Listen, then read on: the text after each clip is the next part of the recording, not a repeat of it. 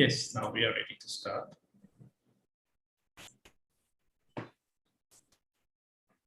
Good afternoon, everyone. It's my pleasure to invite you all today to this exclusive panel discussion on the topic Healthcare Services, a Holistic Post-COVID Roadmap from TPCI, organized by TPCI, Trade Promotion Council of India, which seeks to deliberate on the roadmap for Indian healthcare services in context of ongoing trends and transformations in this sector across the globe. Before we start, it's my honor to introduce you to our elite panel who will share their perspectives on this topic. First of all, we are pleased to welcome Dr. Girdhar Gyani, Director General, Association of Healthcare Providers, India. Dr. Girdhar Gyani is widely recognized as founder of healthcare quality in India. During his tenure as Secretary General, Quality Council of India, Dr. Gyani played a pivotal role in formulation and operation of National Accreditation Board for Hospitals and Healthcare Providers, or NABH, for the first time in the country. NABH has dramatically changed the healthcare scenario in India, bringing patient safety at the center stage. It has achieved global recognition and has emerged as a key criteria for evaluation of hospitals for government and private insurance schemes. He has also equally contributed in developing a national quality framework for environment, food safety, school education, vocational training, and public services in line with the motto, quality for national well-being. He also developed criteria for quality governance of Gram Panchayats with the aim to take quality to the grassroots and put it in practice in 104 Gram Panchayats in the state of Karnataka. Dr. Gyani is currently working as Director General of Association of Healthcare Providers in India. The mission of this association is to build capacity in Indian healthcare system and focus on providing universal health coverage to the community at large. Next, we have Dr. Atul Kochhar, CEO, National Accreditation Board for Hospitals and Healthcare Providers of India. Dr. Atul Kochhar obtained his MBBS and MD from Delhi University and is a recipient of the University Gold Medal for Excellence in Dermatology, Venereology, and Leprology. He's also a diplomat of National Board, DNB Dermatology and Venereology, a member of the National Academy of Medical Sciences, and a fellow of the American Academy of Dermatology. Since December 2019, he took charge as CEO of NABH, and he has helped draft more than 215 policies on virtual and hybrid assessment, helped revise various standards, and initiated the popular Quality Connect Learning with NABH program to connect with and empower various stakeholders.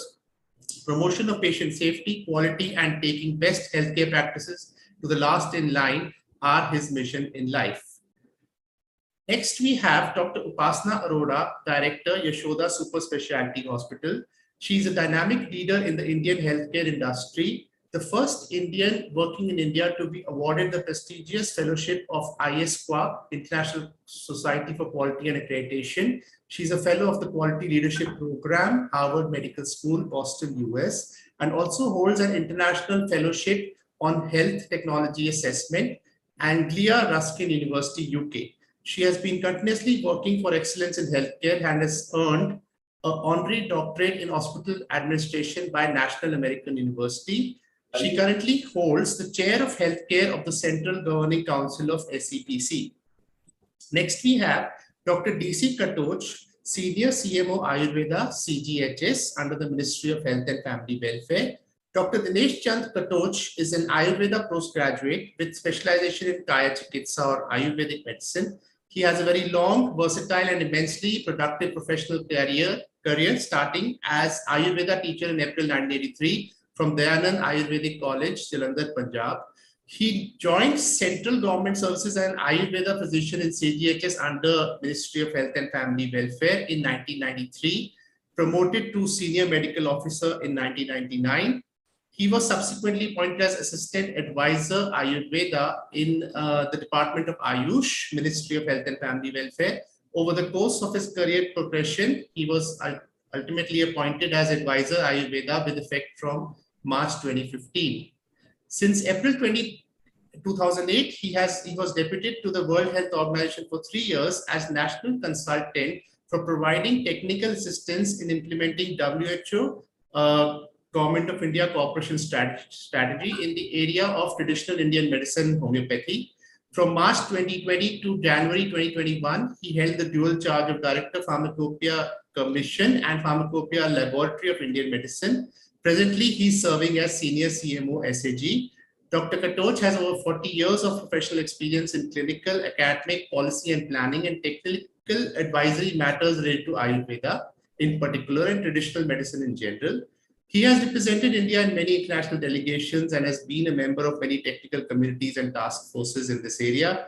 During COVID-19 pandemic, he was instrumental in involving and notifying Ayush Quath formulation, which is an Ayurvedic immunity enhancing formula created by the Ministry of Ayush, publication of pharmacopoeial standards and formulary specifications of Ayush Quath, and various regulatory steps for quality control of Ayush drugs and advertisements. Finally, we have Dr. Pralok Gupta, Associate Professor, Center for WTO Studies and member, Committee for Advanced Trade Research, Trade Promotion Council of India. Dr. Pralok Gupta has been actively engaged in policy making by Ministry of Commerce and Ministry of Finance on various trade and macroeconomic issues. He's a member of India's delegation on services negotiations for various free trade agreements. He has been appointed as member of the task force on services sector exports by Ministry of Commerce, member sectoral expert of the interministerial subgroup on data and trade in services by Ministry of Commerce again, member of the technical group on data and trade in services under the chairmanship of DGCIS Calcutta. Dr. Gupta has been actively engaged in providing training on various trade issues to delegates and diplomats from developing countries and LDCs. His articles get published in international journals, books, and business newspapers. He has been associated with various consultancy and research projects for corporate bodies, government and international and multilateral institutions. He earlier served in UP State Government and Industrial Finance Corporation of India. He's also a policy leader, fellow of the European University Florence, and a certified fintech and regulatory innovation professional from Judge Business School, University of Cambridge, UK.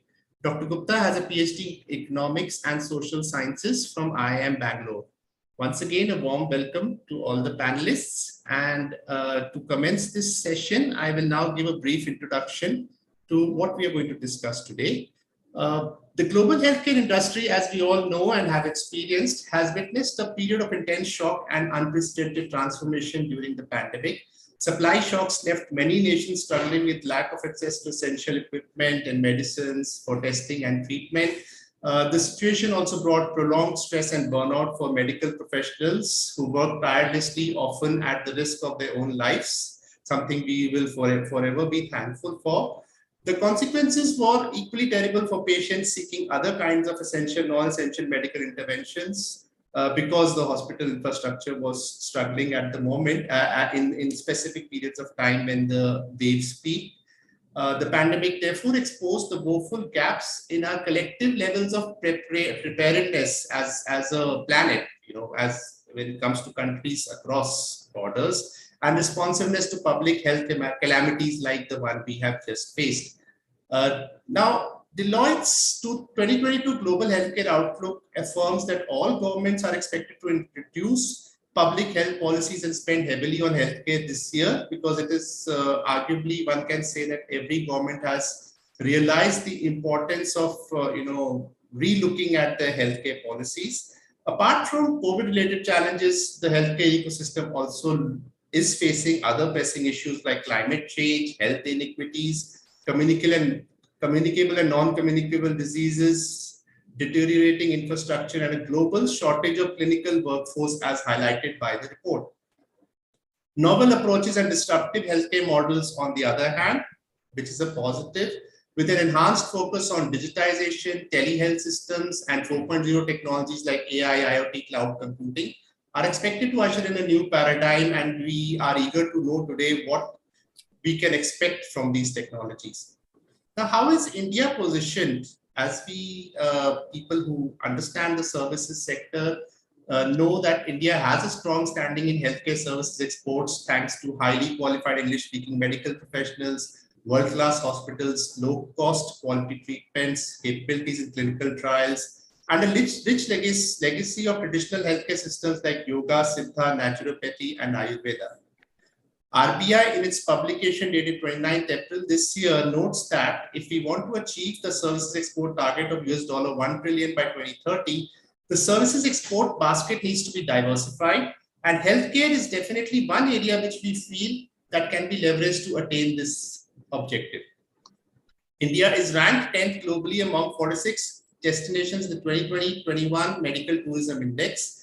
It is also ranked among the top 5 on medical tourism costs as well as facilities and services. The government is placing greater emphasis on medical tourism, which is considered to be a $60 to $80 billion market globally. And Indian negotiators are pushing hard to include medical services such as telehealth in an outcome document for future pandemics. India is also the go-to place for traditional medicine, therapies which come under Ayush. It is the second largest exporter of Ayush products and a leading destination in Asia for wellness tourism, with nearly 7 lakh foreign tourist arrivals for medical purposes in 2019. The $10 billion Ayush market is projected to see a 50% growth over the next 5 years. Telemedicine has also picked up pace, and the market is expected to cross $5.5 billion by 2025 with a CAGR of 31% according to data labs. This is attributed to numerous advantages like reducing chances of infection, saving time for patients, remote patient monitoring, and enabling doctors to attend to more patients. On the other hand, the government is developing a central repository of healthcare professionals. The portal being developed by National Health Authority under Ayushman Bharat Digital Mission as part of the government's Heal by India initiative. According to media reports, expected to be launched on August 15 this year. Now, this webinar will focus on growth opportunities for the Indian healthcare industry in the post-COVID period, especially given its unique blend of capabilities in modern and traditional healthcare systems. And that is why we have panelists from both sides of the spectrum, which enrich the overall Indian healthcare ecosystem. Also, the panel will deliberate on strategies that India needs to adopt to gain a greater share of the global health and wellness market. Now, without wasting any more time, I would like to come to the panel for their views straight away. First of all, I would like to ask Dr. Girdhar Gyani for his views on the Indian healthcare sector during the pandemic and key learnings for future preparedness. Over to you, sir. Thank you very much, Virat. You see, let me start by saying that any democracy, there are 4 pillars which have to be, in the focus all the time. These are education, healthcare, per capita income, and environment.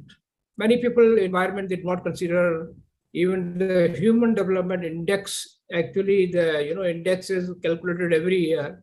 They do it on the basis of education, healthcare, and per capita income. So, in all, healthcare is supposed to be the prime focus for any democracy.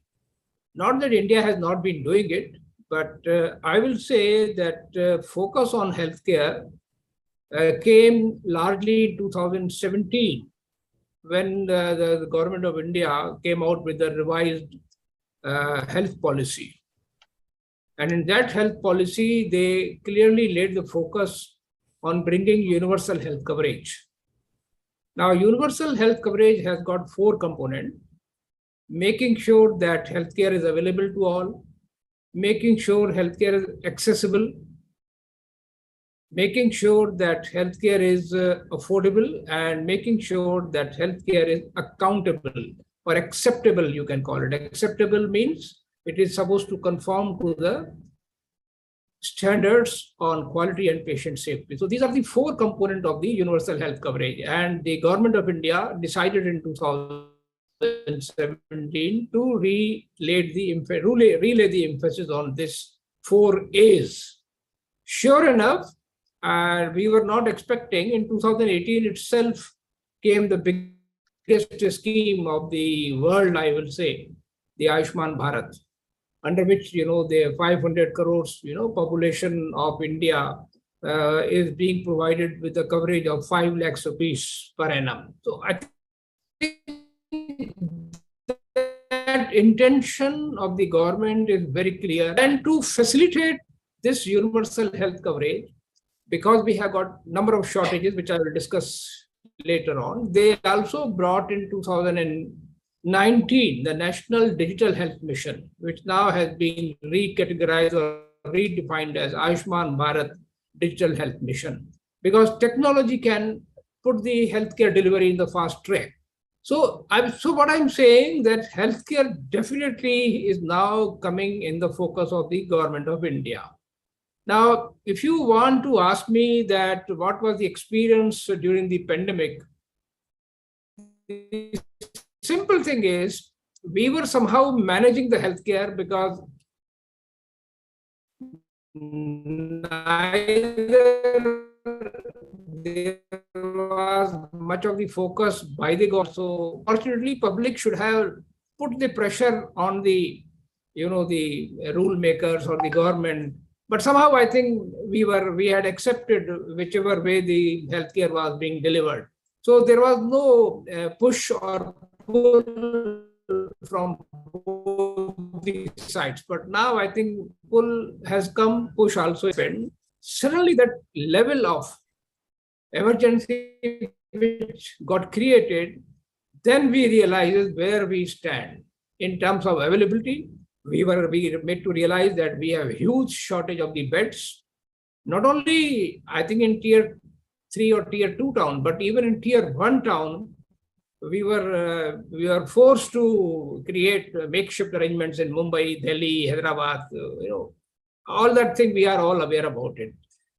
Similarly, we realized that we have got huge shortage of the doctors. We realized we have huge shortage of the equipment and things like that. So I think the pandemic, the shortage which was already there underneath, became on the surface. It came over the surface because we were forced to look for all these things.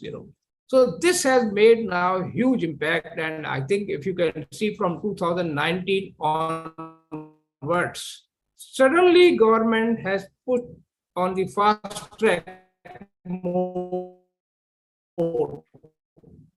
How do we have more compared to 2014, where we had 50,000 seats? Now we have got almost 100,000 of MBBS seats. So this is the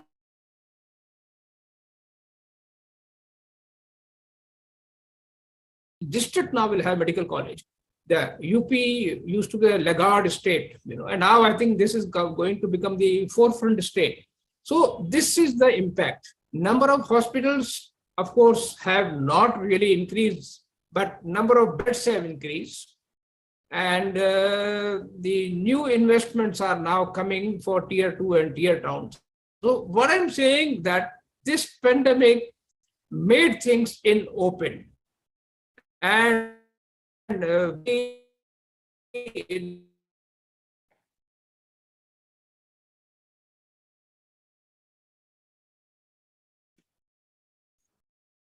think the network is a little, the bandwidth is low. I think your sound is breaking.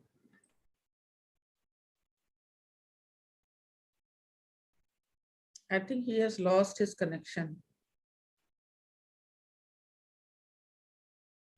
Dr. Gyani, we cannot hear you. Virat, is it so? Yeah, now it's okay. Yes, yes. Maybe you can. Yes, yes. Now we can see you. Yeah, I think it went off. Right. So I think I have made my point to the extent which you wanted to ask me. Right. So the future now is obviously to bridge the gaps, and there are plans definitely from both the sides, and government also now is coming forward to take support of the private health sector in very open and transparent manner.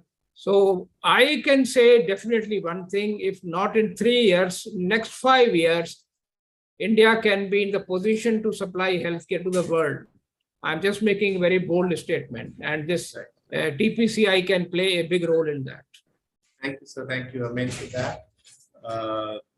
I thank you so much for your response. Dr. Upasana Arora, I would like to put the same question to you as a leading healthcare provider, Yashoda Super Speciality Hospitals. How has your experience been, and what have been your learnings from this pandemic? So if you see at the time of pandemic, when everybody wanted to go to the hospital, especially if I talk about second wave, that was a very, very dangerous wave and lots of people lost their life. That time we realized, I mean to say our government realized that we need more beds, because India is a very large country. It's not a population is very high. So actually, it was happened, I think, after 100 years when lots of people got sick together. Otherwise, it's a good number of hospitals in India. And but then we realized that we are actually, short of doctors, nurses, as well as some, things also like PPE kit, like oxygen. That was an eye opener for all of us. And now it's a demand of the era that all the hospital has to be prepared all the time for any kind of, problem. Like these days, everybody is talking about monkeypox. So now hospital, we learned a lesson at that time, and we can show to the world that whatsoever, India is the best place. Reason behind this, why I am claiming this, because vaccination drive has been done by Indian doctor, nurses, and Indians have taken vaccine. Religiously, everybody was, there was no problem that like Europe and America is saying that we will not put mask, we will not take vaccine. And they are not able to even, still they are not able to provide vaccine to their whole population. And where we are able to provide second dose to everyone and even booster to 30%. So this kind of thing, if India can do with a large population as well as literacy rate is very low still. So this shows that if we will prepare ourselves, so we can do wonders. And avashakta avishkar ki janani hai. There is a phrase in Hindi. And actually after that, we are the biggest supplier of PPE kit and mask and everything. And now we are supplying to other countries. So Indians are basically very hardworking, very intelligent, and best doctors are Indians. I don't know why, but this is a fact that best engineers and best doctor in the world are Indians. So we are now highest number of vaccinated people in the world. Same time now our hospital who were not having more facilities, they were able to save many lives. So this was the that was a time when we were not prepared, but now everybody is prepared themselves for any kind of problem. If you go to any hospital, you will find some PSA plant is there. There are lots of extra beds everybody is putting now. So if anything will happen, we are actually prepared for this. Other points my respected Dr. Girdhar Gyani already covered regarding beds, increasing of beds or education and all. So I must say, as a healthcare provider, all private healthcare providers as well as government healthcare providers, they are also now prepare themselves for any kind of, such kind of situation. Because everything, when you are going through an experience, that gives you a lesson. And we got this lesson that we always need to prepare for any kind of disaster. So over to you, Virat. Thank you, ma'am. Thank you so much. I just also wanted to ask you, how has patient experience changed? I mean, do you think patients have, their approach towards health, towards their well-being? Do you think it has changed significantly as a result? Definitely. There was a time everybody was thinking that what is the need to go for health checkup? What is the need to, doctors are writing unnecessary tests. There was a time when everybody was, talking against healthcare and doctors. Now everybody is realizing this COVID has taught a lesson to everybody in the world that health is wealth. If you are not well, you won't be able to do anything. And because they have seen people who are surviving, including me, we have seen lots of life who are not with us, that they have lost their lives. So after that, there is a value of healthcare. And there are lots of people who are now coming to hospital just to get their health checkup done. Now they really wish to know about everything about their health. Like if they are having continuously headache or some leg pain or something, they are coming to hospital and asking, is it side effect of corona?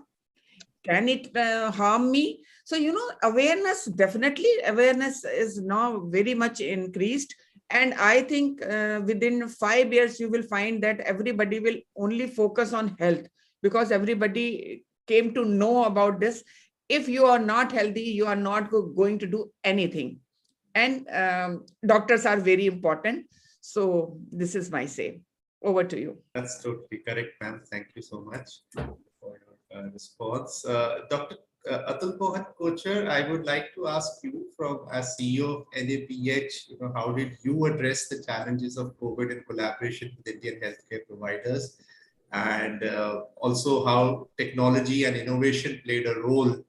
And basically, I think we kept hearing a lot of news from all directions of all kinds of innovation happening, and I suddenly we used to feel that India, even if there is a speculation that it lacks in innovation, I think at this period we saw a lot of innovation from all quarters, and that was really inspiring. Over to you, sir. Thank you, Mr. Virat, and thank you for giving this opportunity, Upasana Madam, from behalf of TPCI. I am only going to add to what Dr. Gyani sir and Dr. Upasana have mentioned earlier, that there have been lots of lessons from this pandemic. And then I'll come to what exactly NABH achieved, right? When the pandemic struck, I think all of us were kept wanting for lack of beds, or suddenly out of the blue, we were struck and we were used to doing things in every organization in a certain way. And suddenly we realized that the old way is not going to work. And we had to quickly change, adapt and adopt. And that's what was the main lesson. And India has been the cradle of technology for the whole world. We are the source partner to US and all the advanced countries of the world. So one major lesson was that ours is not one country, but 36 countries rolled into one. We are a united federal structure. And it's a very big and diverse population, big and diverse arrangement, knowledges, economic levels, geographies. And India had already showed the world that it could leapfrog by the Uday or the Aadhaar card, by the biometric enabled this thing. And when the vaccines, we have seen the success of vaccines, right? And not 1, 2 or 50 crores, but 200 crore plus dosages and 100 crore plus fully vaccinated population, seamlessly done. So I think that showed that technology was the only answer to bridge the large gap between our lack of doctors, our lack of beds, lack of critical care, or whatever infra it was there. And I think NABH also, just like every other organization, decided that we have to put all hands on the deck and do our best for the country and the world. There was a spirit of caring, sharing, collaboration, and we used the already available technology for all our stakeholders. For example, you may know that we provide accreditation, certificate and empanelment services to about 14,000 hospitals currently and counting. And these certifications or accreditation also come with a co-linked incentive provided by IRDA. So that meant that for every day we were not working, we were causing loss, economic loss, financial loss to our stakeholder. So immediately we did everything which we could do so that our industry stakeholders did not suffer. We deployed the available technology, Microsoft Teams, Zoom, etc., to continue with the patient safety initiatives. As mentioned earlier, we started conducting all our assessments online and with very well-defined policies in place, so that without diluting our standards, we could achieve. And all the hospitals also, one more thing, they stepped up. They showed that they were very, very willing to step up for this change, and they cooperated with us. So that is the big thing to say. One more lesson we all, and data will prove me right, was that we will see that whichever hospital was used to following SOPs, whether whether it is a big or small, whether it is a NABH or JCI or whatever hospital was used to following SOPs, they performed better. They could limit their morbidity of their patients, mortality of their patients, and not only patient, but of their staff also. Because suddenly the very basic tenets of patient safety and quality in healthcare, such as hand hygiene, such as surgical safety checklist, such as the mock drills of donning and doffing of PPE, very simple things. But suddenly these became very important. How to wear a mask correctly, because they were already used to following this. And already we saw that there was a R-on-R changing wisdom. There was guidance which was coming from across the world on a real-time basis and shared with all our partners. So all these hospitals which were under whatever program, they performed better. So that is a very strong case to institute SOPs in every domain of healthcare. Whatever, whether they go for certificate, NABH certificate, whether they don't, whether they want to go for empanelment, but all basic framework of patient safety revolves around having a process-centered care, not a person-specific care. So one should have a process in their organization, and that process should work for all of us, and that was the thing. One more important learning from this thing was, from the entire pandemic was, we cannot get away, as Upasana madam mentioned, that monkeypox is now coming. And we cannot get away by creating islands of excellence. We have to empower our tier 2, tier 4, tier 5, smaller setups. Otherwise, we are as weak as the weakest link in the chain. So we must create a culture of quality, which I would like to label as herd quality. So as we have heard of herd immunity, we must create herd quality. Let this movement go on to every far nook and corner of our big and diverse country. So that is another thing. And sharing and collaboration, which we saw in an unprecedented way, like every country was sharing and caring and collaborating as for vaccine. And India was very proud for Atmanirbhar vaccine. So they formed very well. And so similarly, we are extremely proud of our Atmanirbhar NABH standard. These are the Deshka standard. They have been drafted in India and they are comparable to the best in the world. We are a globally acclaimed organization working for the last man in the line. So NABH will not hesitate to step up at every opportunity. And one more, just as the last point I would like to add, we also run a very robust Ayush program, which Dr. Katoch sir will add in a while. And he's the architect of entry-level standard, which is a game changer. So what I wish to say is that this pandemic showed us that there is no absolute right. Even the most developed countries, they had some of the worst case fatality rate. So there is nothing to be said for highest of infrastructure. We all have to reinvent, rethink, and change our thinking. Ayush came up as a very promising alternative, not an alternative, it was already there for 4,000 years, Ayurveda. But now we realize the importance that we must develop these traditional pathies in a very structured way, and we must put accreditation here so they are accepted more in Western countries. They were already accepted, but they should be accepted more.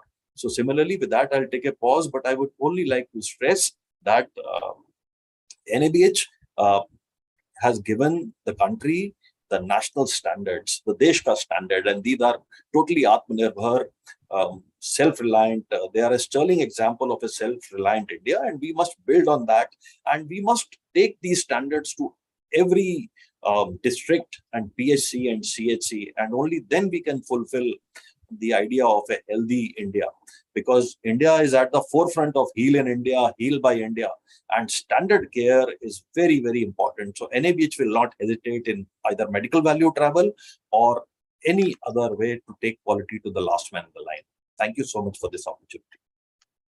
Thank you so much, sir, for your response, which was pretty comprehensive. I will now come to a little perspective on the global trade perspective. I will basically a perspective on global trade. For this, I would like to come to Dr. Pralok Gupta, sir, because we've talked about India's approaches and the learnings, how India, tackled the pandemic, some reversals, but some successes, and a lot of positive things which we could take away from the panelists' views here. But how has the pandemic changed global approaches to healthcare infrastructure and preparedness? I'm asking this in context of, what kind of a new healthcare global market are we looking at today? Thanks, Mr. Virat. And let me first congratulate you for a very timely organization of this webinar, much needed, because as the predecessors talked about, this pandemic has made us learn so many things. So this is also one thing, that how our healthcare services, and since the name your organization, Trade Promotion Council of India, so how the trade in healthcare services is shaping up post-pandemic, that is very important to understand, because the trade part, we cannot separate trade from the healthcare services. It is inevitable linked with healthcare services. So now coming back to your question regarding what are the changes in the global infrastructure and the business models in the post-pandemic. One, we need to see this from two perspectives. One, the healthcare service providers themselves, that how their business models, their trade models are changing. And second, from the government perspective, that how government is visualizing these from public policy and trade perspective. So coming to the healthcare service providers, a very important change that has come up from the perspective healthcare service provider is online delivery of services. So more and more service providers are now focusing on investment in online tools and apparatus, so that they can provide services to their patients, whether domestic patients or international patients, through online modes. They realize that during the COVID and the post-COVID world, there would be many patients who will not be able to come to the hospitals, particularly in India context, like those persons who are comorbid, they have apprehensions to visit to hospitals. So obviously, if there are critical requirements, so there's some kind of surgery, then they need to go hospital. There is no option. But there are many requirements, like just consultations, or maybe sometimes a diabetic consultations, or those kind of things, where they need not to go to the hospitals. So the healthcare service providers started focusing more and more on online delivery services, and accordingly made investment. So all good hospitals are doing that thing. So that is one thing. The second important change in their business models is more focus on the supply chain issues. And this they have realized, particularly during the second wave in India, that the buffer stock that they are maintaining with respect to the oxygens, different critical medicines, inputs. So they have realized the importance, that what is the importance of keeping the buffer and how much buffer they should keep.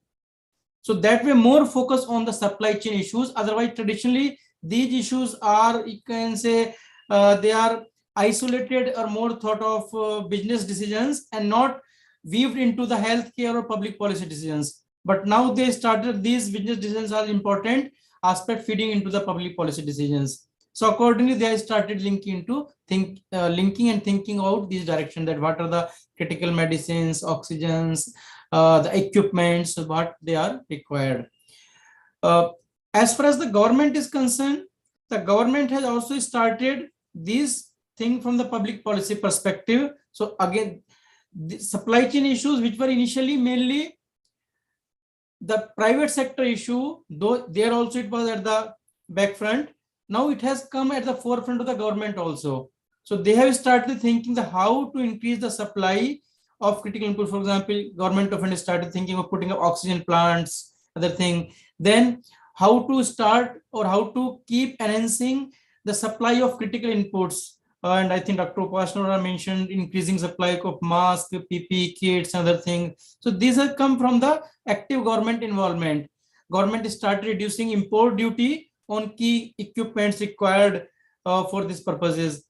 There was also emphasis on how to reduce our dependence on active pharmaceutical ingredients, APIs from China. We are importing 80% of our APIs from China. Now there was emphasis by the government of how we can produce within India. Dedicated corridors, complexes could be made for that purpose. So government also started thinking in that direction. In the post-pandemic also, it is today's news itself. There is specific desks to be set up at the airports as Heal in India, as part of Heal in India program. So these are all efforts by the government to promote healthcare services, trade in healthcare services, so that it help our healthcare service providers meeting the demands of not only the domestic demands, but also international demands. Other countries, they have also started taking a step in direction. Some on the hard infrastructure, some on the soft infrastructure. Soft infrastructure in the sense of human beings or the personnel who provide the healthcare services. So many countries, they started relaxing visa norms for healthcare service providers. So for example, for nurses or doctors, UK immediately after COVID, they started relaxing norms for these things. Okay, so that is also there. Now, what is it in it for India? So when they are relaxing the norms, so we need to identify, because we are the producers, largest producers of healthcare service providers, be it doctors, nurses, paramedicals, and other allied healthcare professionals. So we need to think that what are the opportunities that are created outside India. We have our domestic demand, but apart from that, what are the kind of facilities created, which are the specialties, niche areas where other countries have relaxed the norms and where we can pitch in. So that will create employment for us, that will create remittances for us. So, and of course the network externalities. So it will be a win-win situation for all of us. So in total, the approach has changed for both the government, the healthcare service providers, as well as the governments outside India. Thank you. Thank you, sir. Thank you for that interesting insight on international trade.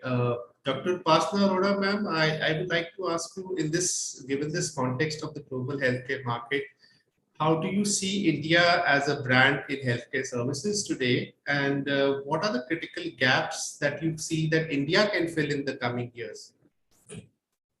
So thank you so much. As I am chairperson for healthcare division in Service Export Promotion Council also. So I visited our Love Agrawal ji, who is our health secretary. And now PMO is launching a portal. So actually our respected Prime Minister is taking so much interest in medical value travel. So because India is a country of young, very young blood. You see, our generation is 50%, more than 60% people are young. And we are now started this Skill India also. And with these things, and now we are increasing medical colleges and nursing colleges as well as paramedical trainings. So India can, because we have lots of population, so there is no problem of manpower. As some countries are having different abroad, if you go, you will hardly find anyone.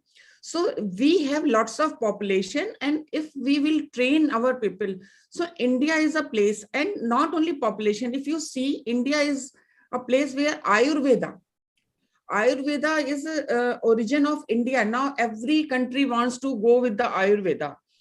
And our Katoch ji is here. He will explain better than me that how Ayurveda is playing a major role in day-to-day life of a person. So how a person can be healthy. So India can promote these things also, not only modern medicine. We have everything here in India. So we can provide holistic healing. So, and India was already doing that. And we were actually planning for 20 and 21, a big role of India to cater foreign patients. But unfortunately, this COVID came and everything was just stopped. But now SAPC is organizing a big program, India Heals. We are giving name of that program, Sanjeevani. And we are already doing this as India Heals from many years. And this year, what we are planning to invite not only South African or some Middle East, we are planning to invite patients or companies or governments from UK as well as USA also. Because these countries are facing lots of problem in terms of waiting time. So if you see, India is a country where whenever you want a medical help, you will get then and there only. There is no long queues. You cannot, if you are going for MRI in USA, you need to take 2 months appointment, then you get it done. In India, everybody can go and get it done then and there. So these kind of things are available only in India. Like you can provide all kind of things under one. Even nowadays, hospitals who are modern hospitals, they are also providing homeopathic, Ayurveda, Ayush, yoga, everything. So, India is a place where everybody is coming, and we are providing all this thing on affordable cost. It is not only that we are providing world-class healthcare with cutting-edge technology, with all best doctors, and we are actually charging very less if you compare with other countries. So that is again a big attraction, because everybody knows that US healthcare and UK healthcare is run by Indian doctors. So if Indian doctors who are working here, even I would like to share my experience. I am having some autoimmune disease and I am getting treatment in my hospital only. But I just wanted to take a second opinion. So I visited USA and I visited a hospital called Special Surgery Hospital. And I met Dr. Ronaldo McKenzie, who was head of rheumatology there. So I visited him and I just showed all my reports and all. So he himself, who was an American, he said this thing to me, that you are getting the best treatment. Why you are here? And he said, best doctors are Indians. So you go back to India and take treatment from your doctors. It's a big compliment for Indian doctors that an American doctor himself is saying that Indian doctors are the best. So this is an image of India, as well as we are actually believing in this Atithi Devo Bhava. So when somebody is coming to India, there is something different from other countries. In our culture, it is like that we become very close to our patients also. We treat him with love, affection, care. We call him by his name or her name. We don't call him number 1, bed number 2, bed number 4. So these kind of things are making India different from other countries. And our attitude towards our patient is also making us different. And when government is making this portal, as I was talking about, that all big hospitals and especially NABH accredited hospitals, that is mandatory if somebody wants to provide medical care to abroad, that hospital has to be accredited. So all NABH accredited hospitals are there. So they were asking us from SCPC side, I was there, they were asking us what else you people want to that we should put in this portal. So every hospital is supposed to put all their services, as well as what is their outcome, how many surgeries they have done. Like if we talk about joint replacement, heart replacement. So when somebody is coming to India, he can go through that portal. Our Prime Minister is going to inaugurate this portal on 15th of August. So, Prime Minister is also taking interest. And when, when government is with something, if there is a vision of a Prime Minister, then this thing will happen. And we are capable to cater more than other countries can, like Thailand and Bangkok. They are also doing all this, but they have a limitation. They don't have this much of population. They don't big countries. So we have land as well as man. So, and we have all the skill.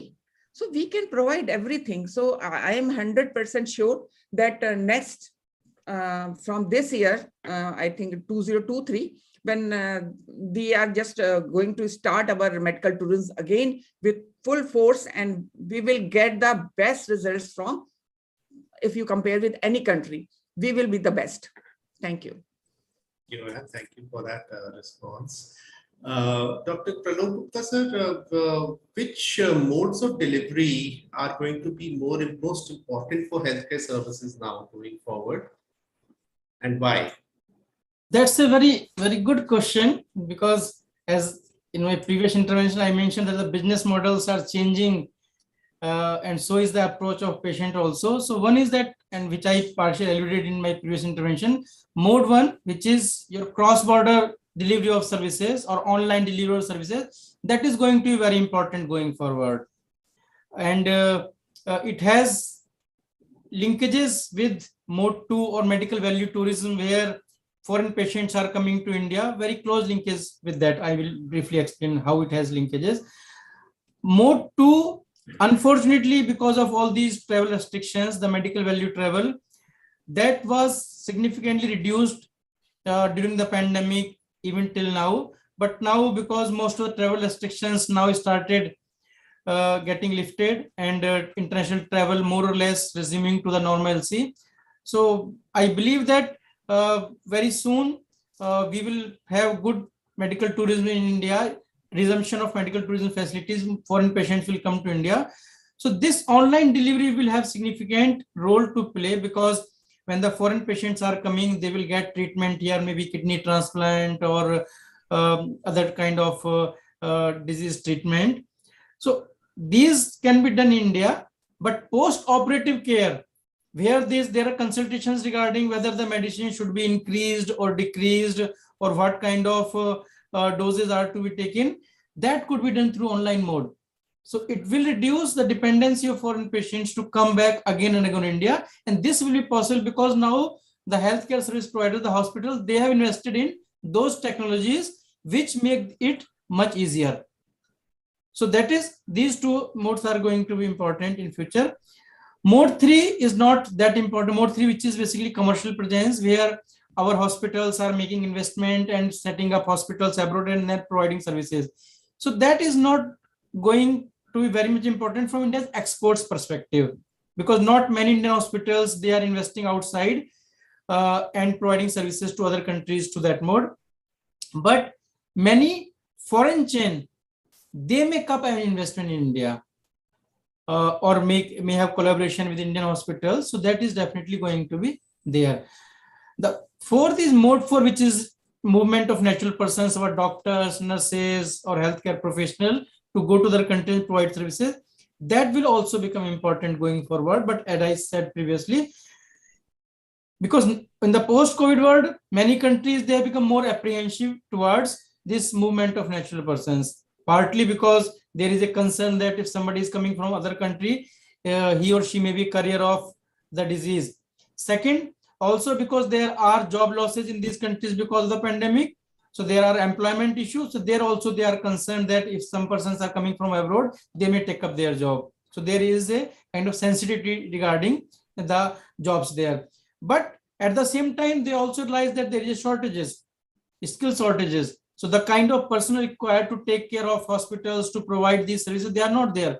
So there is no other option than to hire from abroad. And in that respect, India is a very good solution because we have all those kind of trade personnel. It's the requirement is that we have to train, we have to first identify the kind of shortages happening in the outside world. And second, we have to train our professionals in accordance with those shortages. And then we can match this demand supply gap. So it's a good opportunity. And this is the way that our trade in healthcare services can increase in future. Sir, coming to your point on expansion, I would like to request Dr. Gyani for your views on what challenges are currently faced by the healthcare sector in domestic, international expansion, and how players are looking to tackle them, and what can we expect in terms of expansion of facilities. Okay. Now let me put a few points in the perspective. You see, no government will like that healthcare is in the poor shape. It basically depends on the availability of the resources. That's why we classify low-income countries, middle-income countries, high-income countries. Obviously, India recent past used to be the low-income country. Now we are promoted to the middle-income country. So, for example, the average spent globally on healthcare by various governments or various countries is around 9.5. 9.5% of GDP is spent globally. Now, for example, USA spends 18% of their GDP on the healthcare. Now, where is India? The government spends less than 1.3%, just 1.3% of GDP on the healthcare. Now, that is the reason that we have shortage of all these resources. Luckily for us, 1980 onwards, the private sector came into big way. They started coming. Today, I do not have exact data, but 3.6% of GDP was being spent by the private sector till last year. 3.6. So if I add up 3.6 and 1.3, we are closing to 4.9% of GDP, which is a reasonable figure. Now, because of this, you must be knowing that in India, 65% of primary health care services is provided by the private sector. More importantly, 85 to 90% of tertiary care is being provided by the private sector. So now in India, what we have to do is, when healthcare is concerned, we should not talk of this is government, this is private. Put it in a unified fashion that we are Indian healthcare services, private plus public together. And if we go that way, I think we can make wonders. Then let me now say here that before pandemic, we had 1.3 beds per 1,000 population, while the minimum requirement as per WHO is 3.5 beds per 1,000 population for developing countries, not developed, developing countries. Thanks to COVID, all state governments allowed this hospital to increase beds by 30%. So we were operating around 1.6 bed per 1,000. Now I have not updated this figure because this is being computed. Even if we presume that we are now 2 beds per 1,000, so we have to go 3.5. So, you know, that means that much potential is there, scope of investment is there. You see, when we talk to the investor in India, for example, I would have loved to see the Tata investing into the healthcare, Larsen and Toubro investing in healthcare, Mahindra investing, Reliance or Adani, but sadly they are not. So we have to really see why they are not investing into the healthcare. Bulk of the investment in past 5 years, if I have the data, I don't want to show it here, is coming from overseas. The big groups today, which you think are Indian groups, actually have investment from the overseas. So that means overseas investors still, because of the conversion rate, they find investment in India as an attractive proposition. Nothing wrong, you know, ultimately money is coming this way or that way. But if we make slight correction in the policies, I am sure, you know, our Indian investors also will come in a big way. And that is what actually we require. And what Upasana was telling you, you know, I have rough data that in India, we have got roughly, I can list around list of 500 hospitals, which are absolutely, truly world class. That means not, nothing, not second to the best. With that number of hospitals, if we can, Trade Promotion Council of India, along with the Ministry of Tourism and Ministry of Health, can put together a framework and promote Indian health. Not so-and-so health, Apollo, Fortis, or so-and-so, India health. We can obviously generate good medical tourism because, as I said, 500 hospitals are there with you, which can really be called as a world-class hospitals, you know, with accreditation and other benchmark actually being practiced with us. So we are in a good position now. Few corrections are required in policy level, by which we will be able to, you know, as I am again saying, next 5 years, we can be the healthcare guru for the world. Thank you so much, sir. That's really inspiring and based on a lot of good data as you have presented. Dr. Upasana Arora, ma'am, you have talked about medical value travel. Would you like to talk about this issue of, one digital delivery and setting up healthcare facilities in overseas markets. What do you see as the prospects there? Because these are two modes which are coming up. I mean, digital is of course coming up, but setting up of healthcare facilities in overseas markets, how does that look as an Indian, specialty hospital? Yeah, actually, our respected Prime Minister already said, heal in India as well as heal by India. So he is also very keen that Indian hospitals should go abroad. They should establish their setups there, as well as through telemedicine, or we can, provide our, these days, lots of physiotherapists are working in different countries, Indian physiotherapists, and they are working in different countries, as well as lots of Indian nurses are working in different countries. So what is this? This is also a heal by India. But same time, if you talk about big infrastructure, these days other countries are offering Indian hospitals that you should come, we will provide you free of cost land. You start your setup here and you start doing, providing us healthcare. Same time, sometimes, there are few hospitals, there are few countries. I recently met with the few delegates from different countries who are visiting India. They offered me that we have big hospitals, total equipped with everything, but we don't have skilled doctors and nurses and other staff. So why can't you come here? You people come, I mean to say Indians should come there and they should start giving a treatment to that citizen of that country. So such kind of proposals are already going on. And maybe few hospitals are doing OPDs in a few countries, and few are running some hospitals also, but that is not much. So it is high time that we need to think about that also. As well as we are thinking about that patients should come to us, we can go to patients.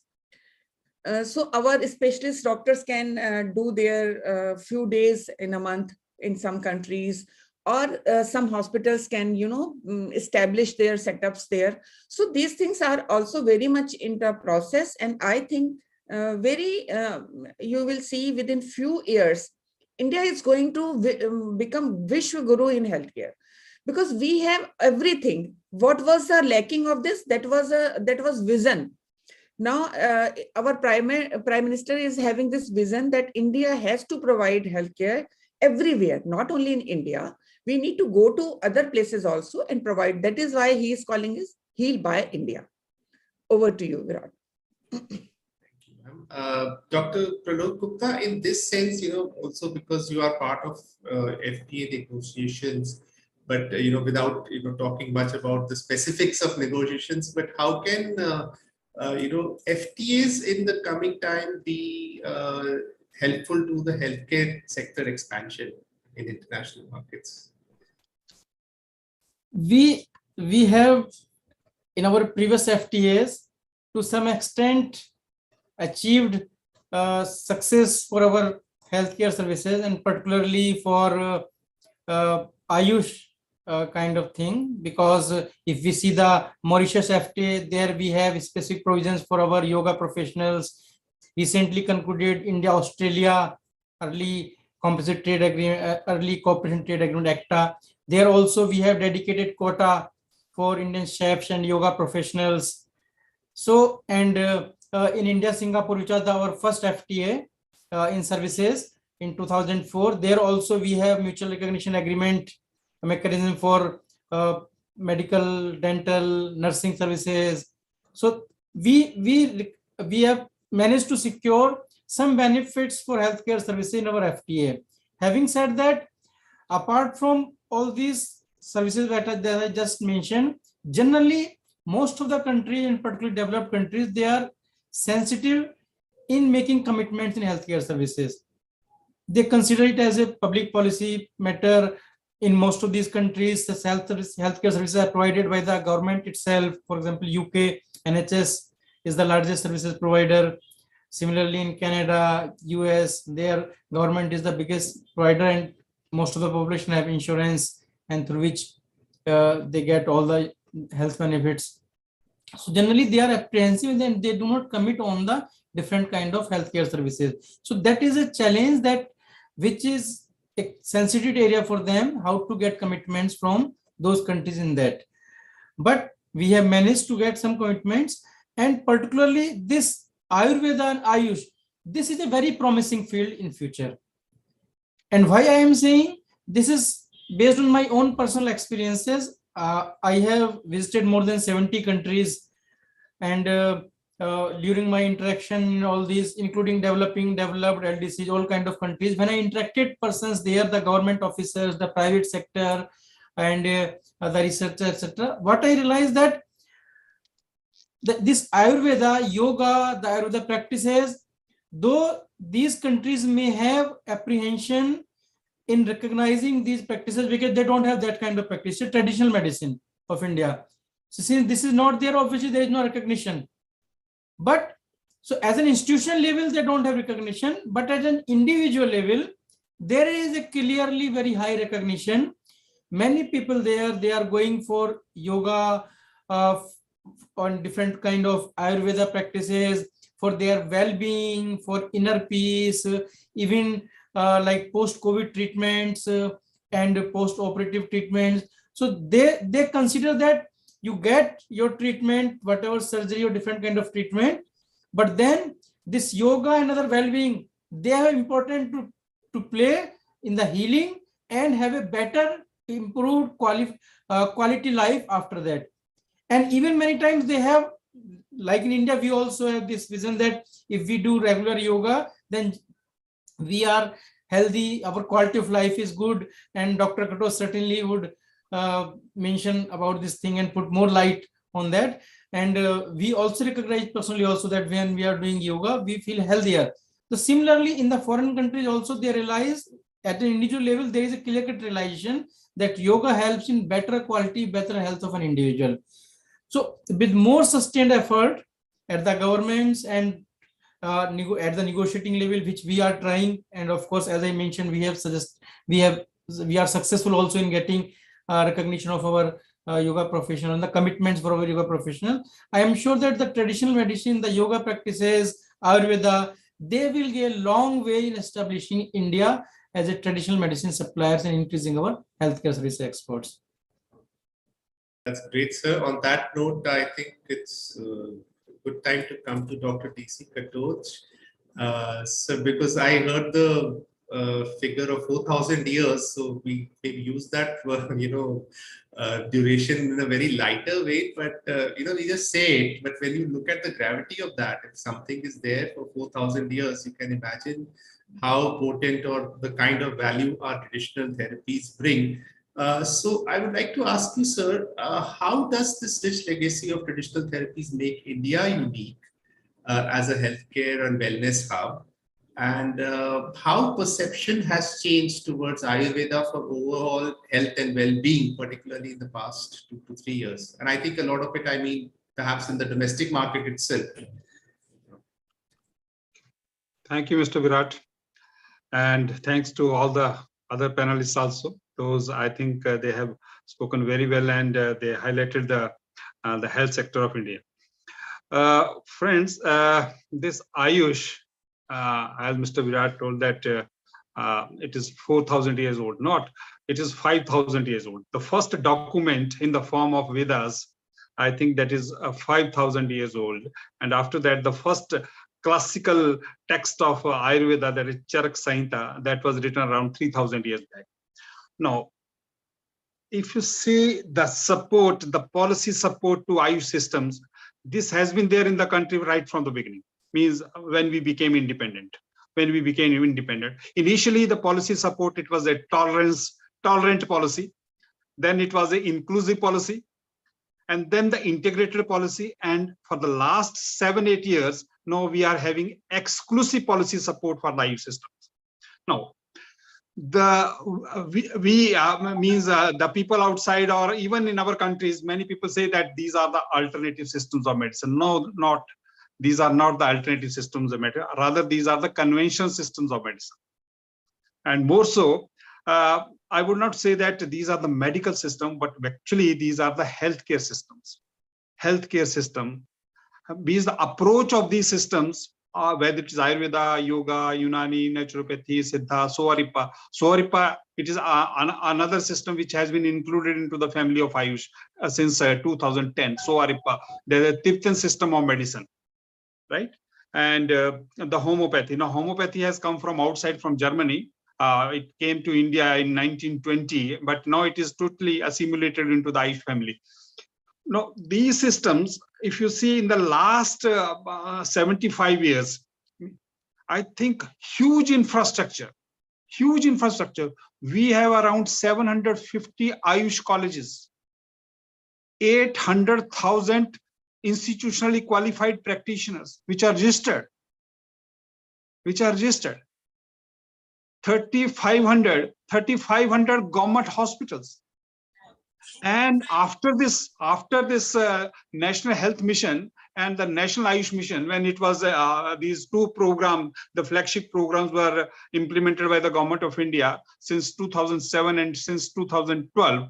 Now we have around 50,000 Ayush facilities in the standalone manner or in the PSC, CSCs or in the district hospitals. More than 60% of the district hospitals in the country, they are having Ayush facility. So all this has happened in the last 4 or 5 years.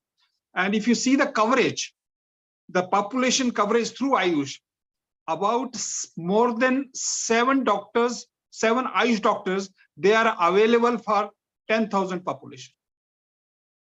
So it is a good thing. And as Dr. Kochhar told you in the beginning, that now the standardization of the health services, Ayush-based health services, that has started. Now we have NABH accredited Ayush hospitals. More than 70 Ayush hospitals are NABH accredited. Apart from that, if you see the 3P, the practice, the practitioner, and the product, all the 3 dimensions, they are accredited, and the quality control mechanism is there. The standardization, that is their Pharmacopoeia Commission of Indian Medicine and Homeopathy, that is a very distinct entity and which is engaged. Now even the BIS, Bureau of Indian Standards, they have taken up standardization of the materials which are used in the Ayush systems, other than the drugs. And recently, I think just one day before this International Day of Yoga on 21st June, the mat on which we perform yoga, now the standards of that mat, those have been brought out by BIS. Now what is actually happening, that the people they recognize these systems.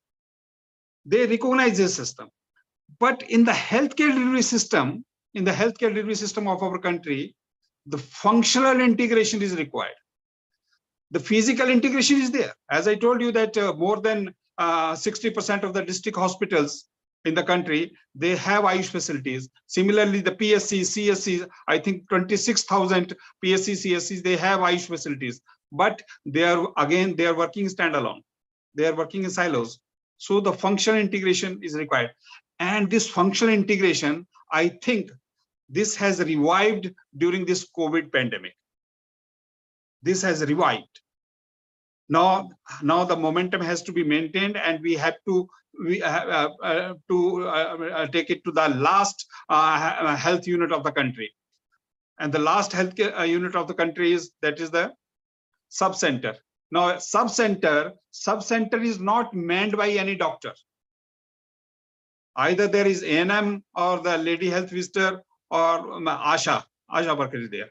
Now there is a proposal. There is a proposal that if the Ayush doctors, if they can be posted in the sub centers, they can enhance the outreach of the health services to the people.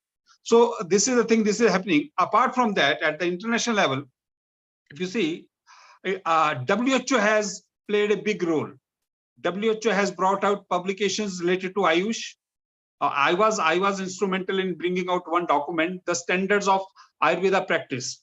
Recently, this document has been brought out by WHO, and before that, the standards of Ayurveda education. So that has helped in harmonized development of Ayurveda education across the world.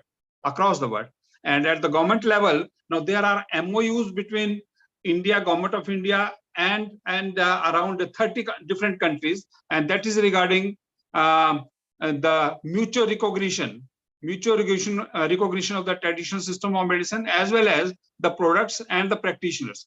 So that is why many of the countries, they are demanding from India that the Ayush experts should be deputed to those countries, and the Ayurveda health facilities could be run. In 30, I think more than 30 Indian missions, the Ayush information cells, those have been set up by the Government of India, and the proper information related to Ayush, where are the Ayush treatment centers, where are the Ayurveda or Unani educational institutions, all this information that is being given to the people outside, and they come to India. Now, the best model, if you see in our country for this promoting the medical tourism through Ayush, I think that is in Kerala. In Kerala, the Kerala government, they have adopted a system of accreditation of Ayush centers. So Ayush centers, means centers at the tourist places. So they are accredited, silver leaf accreditation, gold leaf accreditation. So that kind of thing has been done, and that model needs to be replicated in other parts of the country, in other states of the country. So and during the pandemic, this COVID pandemic, this is very clearly realized that the holistic healthcare, it can come only from traditional medicine or from the Indian system of medicine, or you can say Ayush. And that is why, if you see the trade of the export trade of Ayush products in 2016, it was just to the tune of $3.2 billion.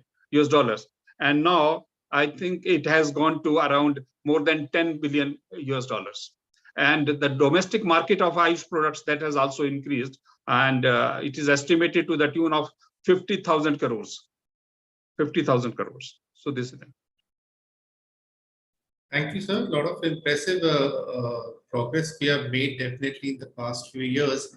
So as you were talking about, this physical integration, so you, to what extent can, or has it already started, Ayurveda integrating with our health and healthcare services sector, how to call it, conventional, or they are both healthcare, but how is Ayurveda integrating with our healthcare services to help boost our medical tourism? Has it already started happening, and to what extent is it happening? It started happening since 1962. In 1962, under the central government, in the central government health scheme, I think the first Ayurveda unit that was set up in New Delhi. And now I think in all the states, we have the CGHS Ayush facilities in most of the states. Now, our model of integration, that is quite different from China. In China, there is a complete amalgamation of the traditional medical facilities as well as the conventional medical facilities. But in our country, we started with physical integration. And now I think still we have to go a long way in developing the functional integration. But the integrative medicine that has started, the integrative medicine, if you see many of the premier hospitals in the country, like Medanta, they have an Ayurveda unit, Ayurveda and the yoga unit is there. And the Ayurveda treatment protocol is included in the total protocol of treating a patient. So it is there. Similarly, in other hospitals also, like All India Institute of Medical Sciences, there also this integrated center is there, integrated health unit is there. And now tertiary care Ayurveda hospitals, that has also been set up by the government, like All India Institute of Ayurveda. there, I think approximately 3,000 patients, they come daily. And the Ayurveda hospital, many of the Ayurveda hospitals in the country, like the state government run Ayurveda hospital in Delhi, All Indian Institute of Ayurveda, then in some of the states, many of the Ayurveda hospitals, they were converted into COVID hospitals. And pure Ayurvedic treatment or the pure Ayush treatment that was given to the mild cases for prevention or during the quarantine or for the moderate cases, this Ayurvedic treatment was given. And the success rate, it was excellent. It was excellent. I think from All Indian Institute of Ayurveda, no death was reported. No, that was a 50-bedded COVID hospital for COVID cases, and no death has been reported in the last 2.5 years. So this thing. So integration means the dimension of integration is different. Means the physical integration is there. Means more than I think 70% of the PSC, CSCs, and the district hospitals in the country, they have Ayush facilities. But whoever are working in those facilities, they are not working in collaboration with the allopathic doctors or like that. So collaboration is required. Functional integration is required to provide maximum benefit or to optimize the healthcare delivery to the people. So that is needed. But the policies are there, and the strategies are also there. If you see the WHO strategy for traditional medicine development across the globe, the 4 pillars are there, the 4 building blocks rather. One is the policy, second is safety, efficacy, and quality of traditional medicine. Third is the access, and the fourth is the rational use. I think all the pillars, I think these are quite strong in India. The policy support is there. On a lot of work is being done on this safety, efficacy. You will not believe that during this COVID-19 outbreak, as many as 68 clinical trials related to Ayush drugs were registered in the CTRI, Clinical Trial Registry of India. Means the scientists, the medical people, they are interested to work for Ayush, for the scientific validation and other aspects. So it is there. And the products, many products, they are in the market. Great, so it's a very interesting discussion. I would like to take this offline. It's just the paucity of time. We would just like to come to one last question for Dr. Gyani, sir. Then we can come to any questions from the audience. Sir, what do you think should be, what are your policy suggestions for India to make the healthcare sector more resilient and effective for future healthcare challenges?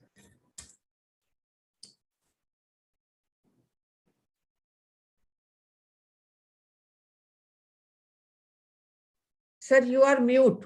Dr. Gyani, you are mute. You have to unmute yourself. Okay. Yeah. So thank you.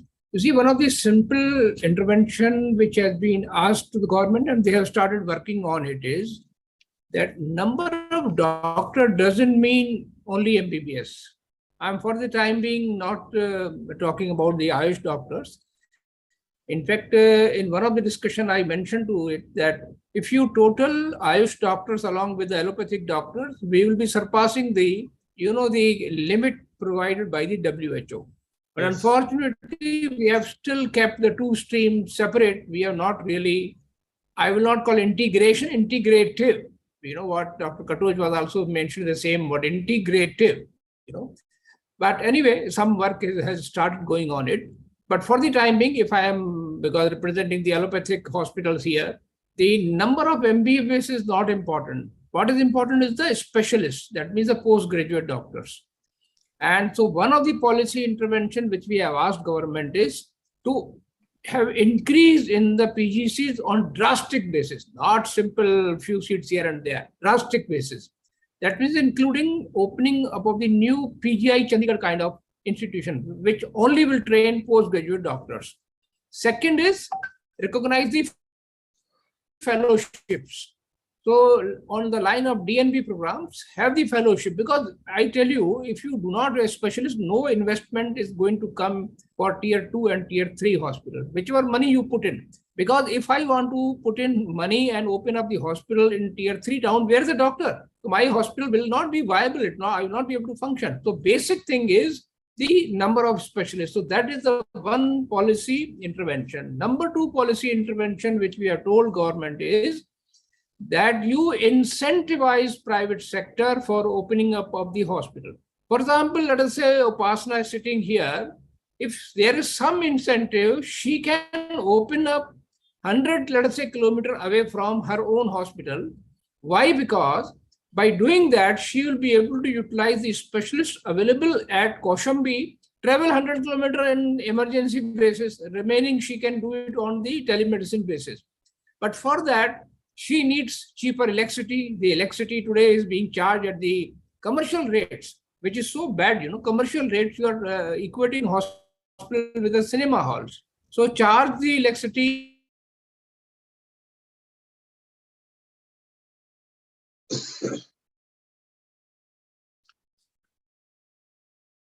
Sir, your voice is not here.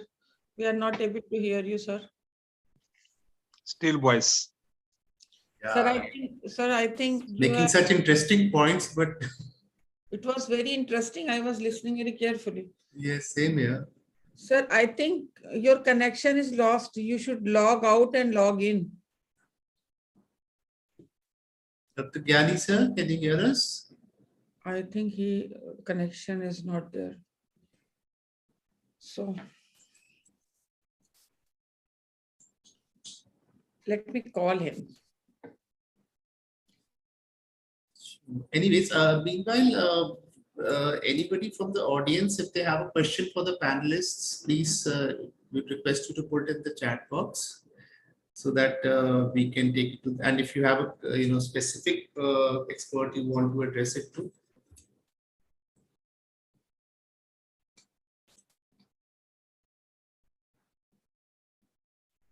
Neelu or Arora, do you have a question?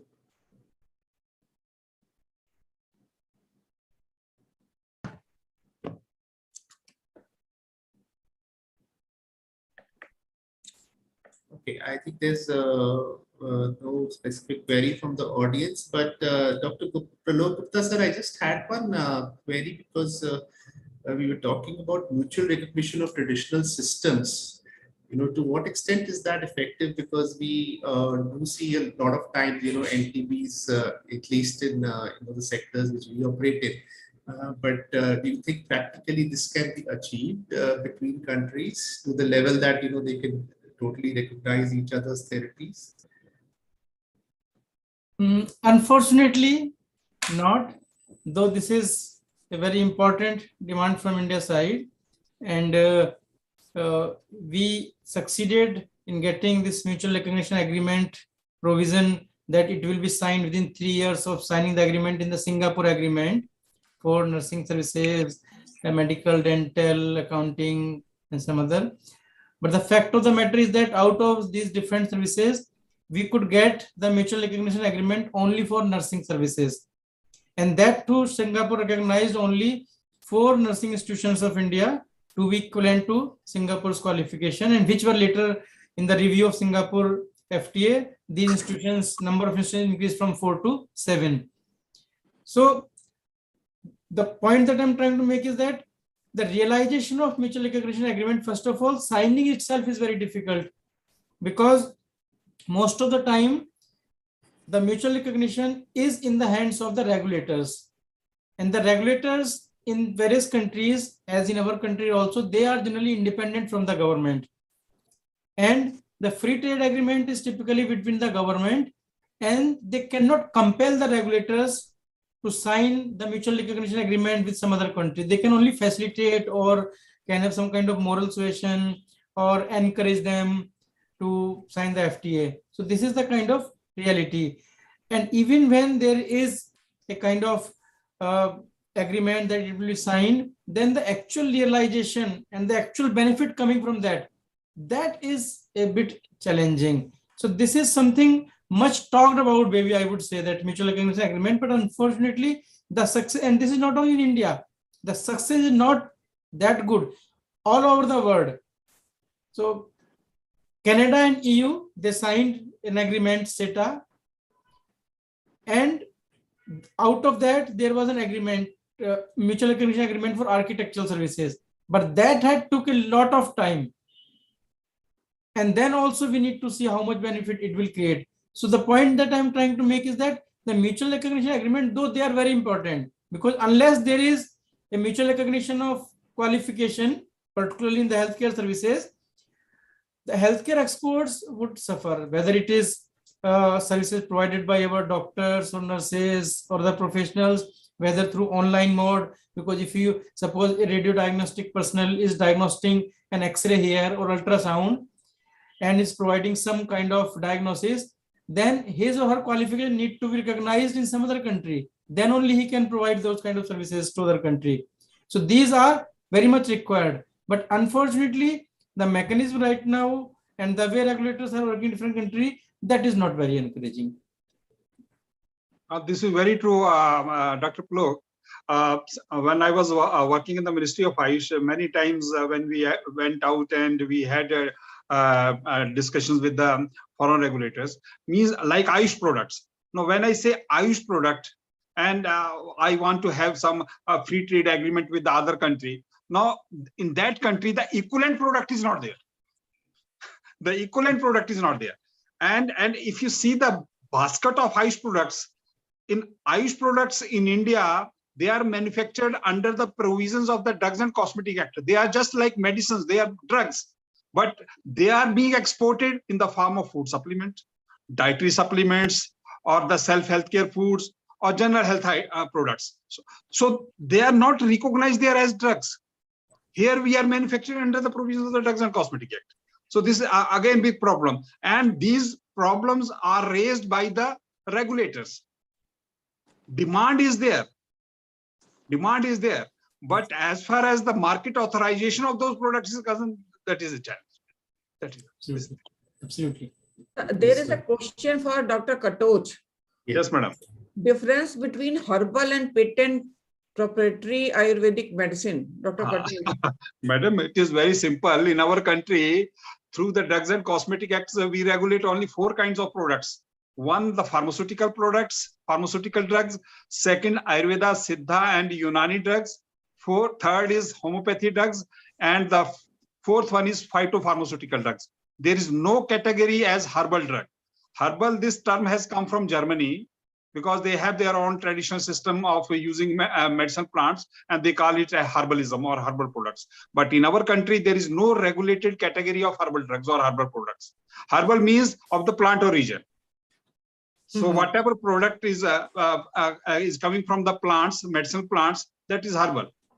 But if you see the definition, the legal definition of Ayurveda, Siddha, Unani drug, means Ayurveda, Siddha, and Unani drug is that drug which is made from the formulae or from the ingredients which are listed in the authoritative books of Ayurveda, Siddha, or Unani system, etc. in the Drugs and Cosmetic Act. Okay, sir. This question was asked by Professor Dr. Kamal Krishna Banik. He's the Ayush.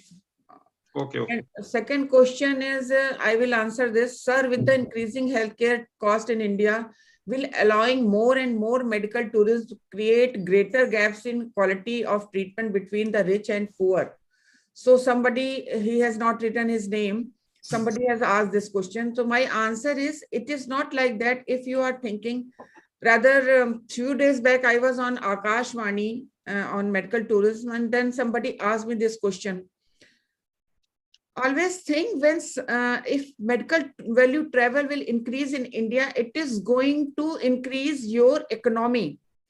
So it is actually very good for India. And don't think if foreign patients will come, so Indian patient will be ignored. That is not like that. Foreign patient is not coming only for cold, cough, or flu kind of things. They are coming for specific specialist diseases. They will take appointment prior to reach India, and they will go to tertiary care hospitals. They are not going to, small hospitals or somewhere where you are saying that Aam Janta will be Prabhavit. No Aam Janta will be Prabhavit, because it's a very good medical value travel will increase lots of, Rojgar also. Influx of the foreign currency. Yes, when patient is coming, he will stay in a hotel. he will use a taxi, he will eat food, he will take medicine, everything. Maybe his attendants will go and visit some places. So you are earning in foreign currency and you are, increasing your economy. So don't think that foreign patient will come, so our patients will be neglected. It is not like that. And if you talk about cost, so cost is already, whatever cost is, it will increase. It is not going to affected by foreign patients. If they will come, so our cost will increase. So kindly think positive about medical value travel. Thank you, Virat. Now over to you. Dr. Gyani has again joined us. Yes. Right. Dr. Pralok Gupta needs to leave. Thank you so much, sir, for joining. And Dr. Gyani, sir, I be really looking forward to you completing your answer, because we really love the way you're presenting your points with just the net issue. I can understand. Please go ahead, sir. So, what I was telling you, the policy intervention, of course, is the number of, PG seats. I already mentioned that, and government is working on it. Secondly, I told you incentivizing the private sector, because let us be very clear about it. The government has got a limitation of the funds, because a poor country, or I think middle level country like India, has to invest in too many other things, communication, roads, building roads, electricity, ration. There are so many priorities for the government. So the best way is that the private sector has got some cushion available. So if you incentivize them, they will be ready to invest. So I told you, bring the electricity at the industry rates, and create a department which can have single window clearance. Why the hospital has to run to the 37 department, which takes him sometimes 1 year, more than 1 year, to take clearances. And the third aspect was that provide them the soft loans. International Financial Corporation was ready to provide loan at 6.5 to 7%. If that kind of money is provided to the private sector, they will be able to set up the greenfield, hospitals in the tier 2 and tier 3 towns. And finally, the central government can, push, because this is a state government, under the jurisdiction of the state government. So the central government has to be pushed to a state government, which can facilitate, acquiring the land. We have told government we do not want free land. We will pay the full money, but some facilitation should be there to acquire the land. So these four things, if they are made available, the private sector is ready to invest in a big way. And once you do that, I think the health care, because let me tell you, just providing beds in tier 1 town will not solve the problem. Accessible means making beds, tertiary care beds, available in tier 3 towns. And for that, these four policy changes are required, and hopefully government is working on it. I think this is what actually is from my side. Thank you so much, sir, for your points. Thank you. For very practical suggestions. Anybody else would like to make any input on policy suggestions? Dr. Arora ma'am or Dr. Katoch, sir? I think a very valid point Dr. Gyani has made, that the support or the incentive to the private sector. If you see, whether it is the modern medical system or the IU system, the 75%, more than 75% of the infrastructure that is in private sector. It is in the private sector. So one is incentivization, and second is public-private partnership. Like in China, they create the infrastructure, and then that infrastructure is provided to the private partner, and then they start running the facility. So in that way also, we can improve, or we can expand the outreach of our health services. Right. Thank you, sir. Thank you for your point. Dr. Upasana, ma'am, any points? I really want to say something like, first, my request to government that they should increase budget for healthcare, which is really required, because India is a big population, so we need more money to strengthen our PSC and CSC level, so there will be less burden on tertiary care or quaternary care hospitals. So it is really required, as well as Dr. Gyani and Dr. Katoch already said, we need some incentivization because like electricity, we are paying commercial bills. So if there will be something which is going to help private sector, so then private sector will take more interest. And private partnership is very important, as government hospitals are having all the equipments, but sometimes they are not having skilled manpower. So we can provide them such kind of facility. And but for all these things, money is required. So I really wish that in next budget, government will think more about healthcare. And at the same time, something, some incentive for healthcare providers, healthcare workers also. Healthcare, why he should join healthcare? There should be something extra for him. When he is, as you can see at the time of Corona, people were actually, when their family members were not going near to them, our staff, our workers were doing everything for a Corona patient. So why they should take risk of their lives? There has to be something extra for them. So this is, there are few points which I think government should do for the healthcare. Right, Yeah. indeed. We talk about the soldier at the front, but I think in COVID, very well, the health workers were no less than soldiers for us. And thank you so much, all of you, for being part of this really interesting session. It's been a pleasure listening to all of you, and it's very nice to see that the healthcare industry clearly seems to have a very positive trajectory ahead of it, and we hope to work together in collaboration and ensure that India truly heals for itself and for the world going forward. Thank you so much once again. And with this, I so bring much. this. Thank you, Dr. Gyani. Thank you, Dr. Thank Katoch. you. Thank you very much. Thank you so much, everybody. Thank you.